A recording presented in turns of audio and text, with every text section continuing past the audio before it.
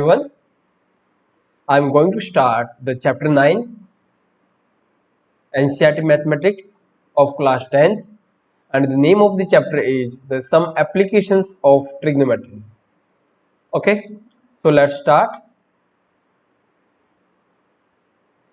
Application of trigonometry में basically हम क्या करेंगे कि हम हाइट एंड डिस्टेंस, ठीक है, कोई बिल्डिंग है जैसी, तो उसकी हम हाइट कैसे फाइंड आउट करेंगे, तो हम एप्लीकेशन देखेंगे ट्रिग्नोमेट्री, जो हमने ट्रिग्नोमेट्री रेशियोज हमने पढ़ी है उनका यूज करते हुए हम उनको अप्लाई करेंगे और हाइट एंड डिस्टेंस का जो भी कॉन्सेप्ट है उसको हम फाइंड आउट करने की कोशिश करेंगे।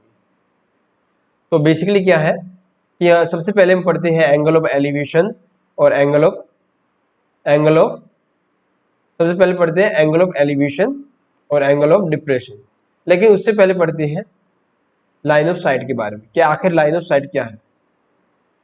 तो जैसे कि ये आपका ऑब्जर्वर है, ठीक है, ये ऑब्जर्वर है, ये किसी ऑब्जेक्ट के पॉइंट को देखता है, चाहे वो पॉइंट आपका टॉप हो सकता है या बॉटम पार्ट हो सकता है। तो ये ऑब्जेक्ट है, ये ऑब्जर्वर है, ये ऑब्जेक्ट है। तो सबसे पहले द लाइन ऑफ साइट देखेंगे। लाइन ऑफ साइट क्या है? Is the line drawn from the eye of an observer. जो ऑब्जर्व कर रहा है उसकी आई को जो जिस पॉइंट को व्यू कर रही है, ठीक है, जिस पॉइंट को ऑब्जर्वर व्यू कर रहा है, तो आई से उस पॉइंट को मिलाने वाली जो भी लाइन होगी उसको हम क्या बोलेंगे? Line of sight. एक बार और हम इसको रिपीट करते हैं। The line of sight is the line drawn from the eye of an observer to the point in the object viewed by the observer. जो कि ऑब्जेक्ट, ये ऑब्जेक्ट है, ये ऑब्जेक्ट आपका ऑब्जर्वर दिख रहा है इसको। So the line which is join from the point of the viewed object to the eye of the observer, ये आई है, तो आई से पॉइंट को अगर जो लाइन कनेक्ट करेगी वो क्या है? लाइन ऑफ साइट है। इधर देखिए, जैसे ये आई है, ये आई का पॉइंट है ए, और ये आपका ऑब्जेक्ट यानी कोई भी ऑब्जेक्ट है, कोई बिल्डिंग है, कोई टावर है, राइट, कोई एंटीना है, तो उसके हम क्या कहते हैं?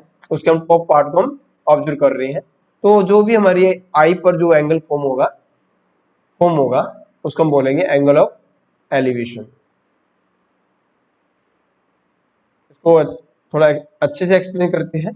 एंगल ऑफ एलिवेशन क्या है? Basically the angle of elevation of the point viewed is the angle formed by the line of site with the horizontal when the point being viewed is above the horizontal level। कहने करते हैं जब भी हम किसी भी हम object के पॉइंट को हम ऑब्जर्व करेंगे, अगर उसका लेवल हमारे आई के लेवल से अगर अबोव है तो हमें एंगल ऑफ एलिवेशन मिलता है, ठीक है। फॉर एग्जांपल, हम जैसे कोई माउंटेन है, जैसे कोई पहाड़ी है, हम उसकी जो पीक को हम ऑब्जर्व कर रहे हैं, तो उसका जो लेवल है हमारे आई से ठीक है ऊपर उसका लेवल, तो यहाँ हमें एंगल ऑफ एलिवेशन मिलेगा।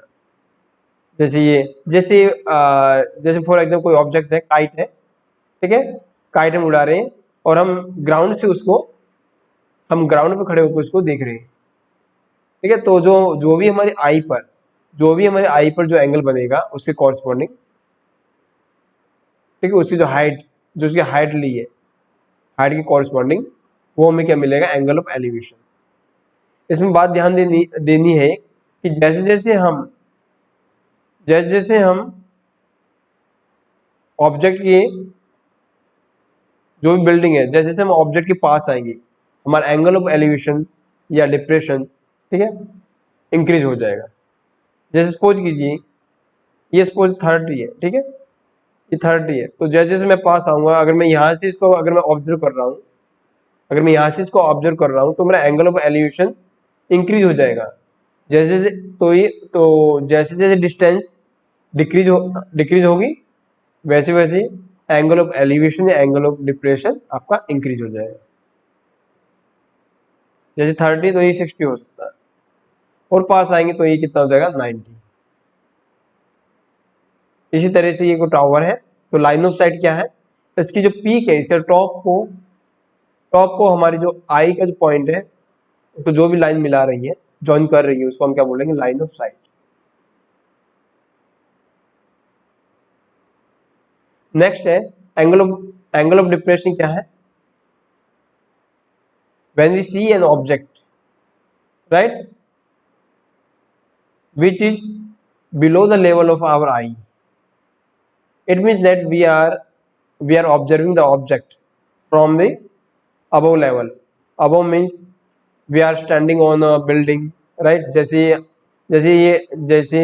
ये व्यक्ति, ये जैसे पर्सन है, ये बिल्डिंग पर खड़ा होकर फुटबॉल को देख रहा है, तो जो ऑब्जेक्ट है, ऑब्जर्वर की जो पोजीशन है वो यहाँ पर अबव है, ठीक है। ऑब्जर्वर की जो पोजीशन का जो लेवल है वो ऑब्जेक्ट की कंपैरिजन ऊपर है। तो हम बोलेंगे कि जब भी ऑब्जर्वर ऊपर होगा, ठीक है, और जो ऑब्जेक्ट की जो पोजीशन वो नीचे होगी, तब हम बोलेंगे एंगल ऑफ डिप्रेशन फॉर्म होगा। तो एंगल ऑफ डिप्रेशन या एंगल ऑफ एलिवेशन हमेशा ऑब्जर्वर की आई पर फॉर्म होता है, राइट। तो ऑब्जर्वर की आई यहाँ है, तो डेफिनेटली ये आपकी हॉरिजॉन्टल लाइन हो गई इसके कॉरस्पॉन्डिंग, राइट। तो आपका एंगल ऑफ डिप्रेशन यहाँ पर फॉर्म होगा। ये लाइन आपस में दोनों हॉरिजॉन्टल है तो पैरेलल होगी, तो जितना ये एंगल होगा उतना ही ये वाला एंगल होगा, राइट, क्योंकि ये पैरेलल लाइंस का इंटीरियर अपोजिट एंगल है। इसी तरह से ये वाला ऑब्जेक्ट है, ठीक है, तो उसको यहाँ बिल्डिंग पर खड़े होकर दिख रही है, तो ये एंगल ऑफ डिप्रेशन कहाँ बनेगा, आई पर। तो अगर मैं इसको राइट एंगल ट्रायंगल मानता हूँ, तो मेरा जो एंगल ऑफ डिप्रेशन है ये वाला, ये दोनों एंगल इक्वल होंगे। जैसे फॉर एग्जाम्पल 60 है, it means it will be 60। तो दोनों एंगल आपस में इक्वल होंगे ड्यू टू द दोनों हॉरिजॉन्टल लेवल है, यानी दोनों पैरेलल लाइंस है। तो इस तरह से angle of depression, angle of elevation